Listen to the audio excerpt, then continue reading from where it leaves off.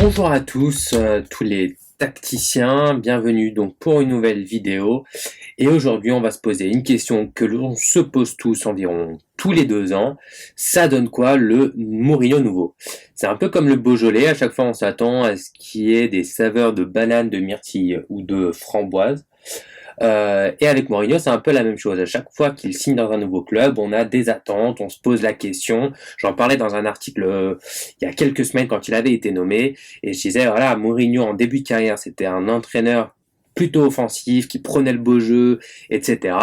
Et depuis quelques saisons, surtout à Manchester et ses derniers passages à Chelsea, ça a été vraiment l'opposé de tout ça, très défensif, très bas. Donc aujourd'hui, on va voir à quoi ça ressemble le Mourinho nouveau.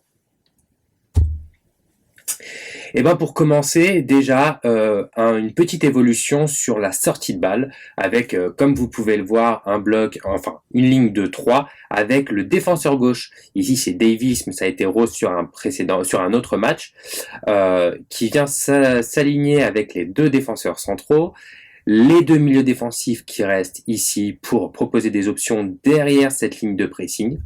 Et ça, c'est une chose qui évolue un peu. Le couloir, vous allez le voir juste après. Voilà, là on voit bien la ligne de 3 avec Davis ici, les deux centraux, les deux milieux défensifs devant. Sissoko ici qui a été aligné à la place de Lucas qui normalement joue dans cette position. Aurier qui offre la largeur côté droit. Son qui offre la largeur côté gauche. Kane un peu en attaquant pivot qui joue dos au but, en remiseur, etc. Qui joue d'ailleurs très bien dans ce poste-là, un peu comme avec Drogba finalement avec la première période Chelsea de José Mourinho. Et Dele Alli en espèce d'électron libre qui prend beaucoup la profondeur, qui décroche, qui est vraiment l'élément un peu créateur de par ses placements et ses déplacements dans le 11 de Tottenham. Ici, on peut voir un peu l'organisation défensive, donc on retrouve un petit peu ce qu'on a sur le plan offensif, c'est-à-dire une ligne de 4, même si je trouve que le défenseur gauche ici est un petit peu loin de son central, ça laisse beaucoup d'espace. Si par exemple ce joueur fait une diagonale vers ici, la défense peut vite être en difficulté. Davis du coup devrait être un peu plus proche, plutôt dans cette zone-là. Les deux milieux défensifs devant, Lucas qui vient se rapprocher, Son peut-être un petit peu loin des trois autres, mais un placement défensif plutôt intelligent, plutôt bien organisé et bien réfléchi. Pour ce qui est des dynamiques offensives, comme je vous le disais, c'est quelque chose qui change un peu, c'est-à-dire Mourinho, on voit maintenant pas mal de mouvements et des idées claires. On voit Aurier qui a le ballon, Sissoko qui joue milieu droit mais qui rentre un peu dans l'axe, qui vient de demander le ballon dans les pieds. Kane entre les deux centraux pour les fixer, et c'est toujours un deuxième attaquant qui vient et qui se propose entre les lignes. Ici, je crois que c'était Dele Alli c'était Son, je crois, qui faisait la diagonale dans cet espace-là. Donc beaucoup de mouvements et beaucoup d'options finalement pour le porteur de balle. Vous voyez qu'ici, il a l'option Sissoko, il a deux options un peu en arrière, il a l'option centre avec un bel appel, un appel intelligent dans la surface. Et encore ici, beaucoup de dynamique. On voit que les deux attaquants sont redescendus, enfin en tout cas Kane est bien descendu bien bas pour recevoir le ballon et pour demander et créer des décalages. Mais ce n'est pas pour autant que l'équipe n'attaque pas. Aurier posté très haut va faire une diagonale vers l'avant. Sissoko va se projeter. Son ici également est en train de se créer le décalage. Et toujours la créativité de Dele Alli qui joue en espèce de 9,5-10 et qui est capable d'apporter sa qualité technique mais également son intelligence de jeu.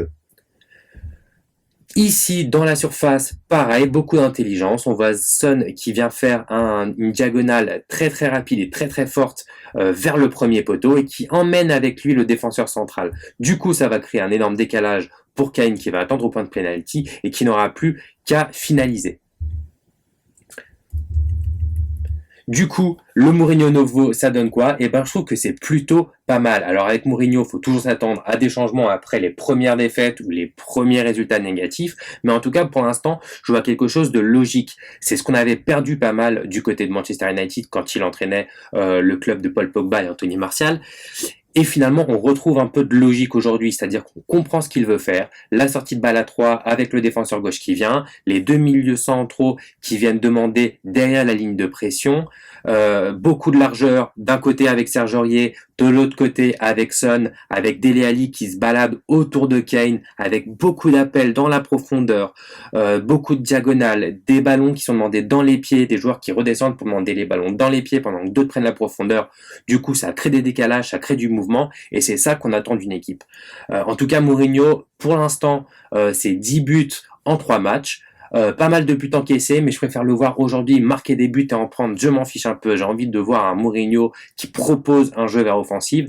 Et pour l'instant, je trouve que ça a un peu de gueule au bout de 2 semaines d'arriver déjà à créer ces petites choses. C'est pas mal. Gros test la semaine prochaine face à Manchester United et on sera là évidemment pour en parler. Comme d'habitude, likez, commentez, partagez et surtout posez-moi des questions et échangez avec nous. Moi j'ai envie de débattre avec vous de ça, donc n'hésitez pas. À très bientôt pour des nouvelles vidéos.